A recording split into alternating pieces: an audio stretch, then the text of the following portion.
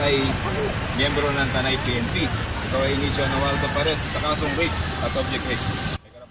Di na nakapalag ang lalaking yan nang arestuhin ng pulisya dahil sa kasong panggagahasa. Ang 36 anyos na akusadong dating barangay tanod, ginahasa umano ang kapwa niya barangay tanod.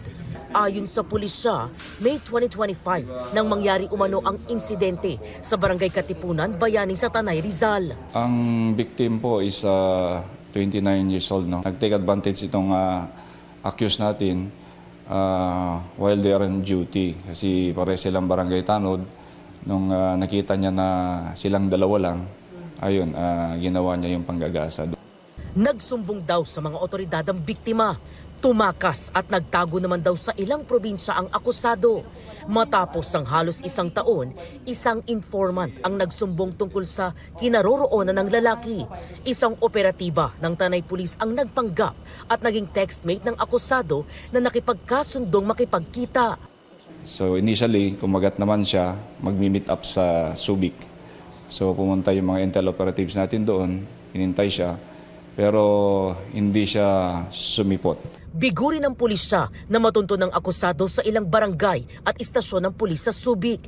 Nang mag-request ng live location ng kausap na operatiba, lumabas na nasa Isabela pala ang akusado.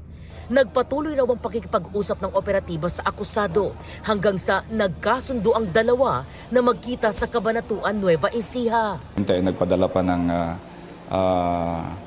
pera para pamasahin niya papuntang Cabanatuan. So eventually doon po siya nakuha sa isang mall sa Cabanatuan City.